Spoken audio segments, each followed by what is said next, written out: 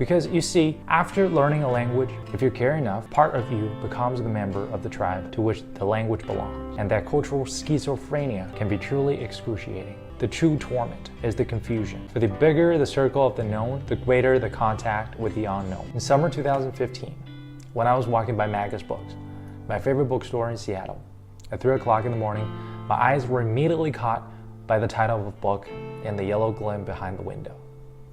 So I went there the next morning, bought it, and read it.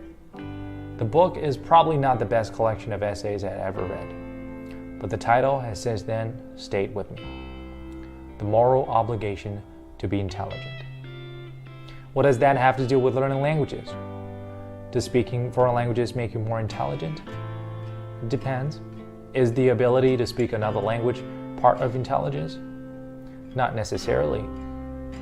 But being intelligent and knowing foreign languages do share one thing in common. They're both painful.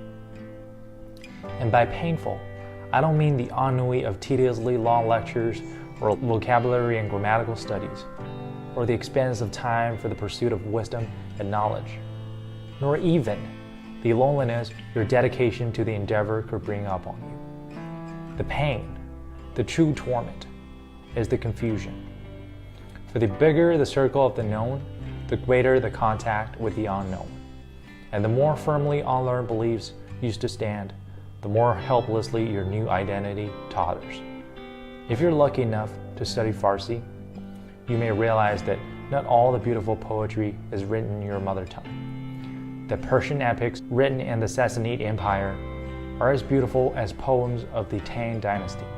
If you happen to study Spanish, you may realize that what you thought so unique an aspect of your culture has a similar counterpart in another culture. That the Puerto Rican morcilla is almost identical with the Korean sundae.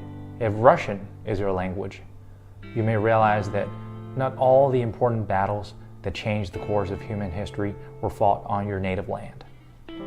That the Russian defeat of the Golden Horde at the field of Kulikovo is no less significant than the reconquest of Granada in Spain.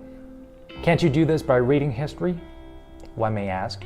Yes, but history written by whom and for whom? Because you see, after learning a language, if you care enough, part of you becomes the member of the tribe to which the language belongs. And that cultural schizophrenia can be truly excruciating. That pain, however, can't be easily offset by the better chances of employment in your job market or the simple pleasures of impressing your friends at the dinner table with political intrigues and historical anecdotes played out in 5 different languages. Why then would anyone who is not a crazy masochist want to learn a foreign language? Yes, to communicate with people. Yes, to travel to different places. Yes, to advance your career in a globalized world. Yes, it is good for your brain. But more importantly, as potentially excruciating as it is for those curious enough to see the world as it is, and those brave enough to tear down the veils of bigotry, instead of comfortably hiding behind the linguistic barrier and refusing to step forward and know your fellow human beings, or even the so-called enemies. I am by no means accusing those not fond of foreign languages of being cowards.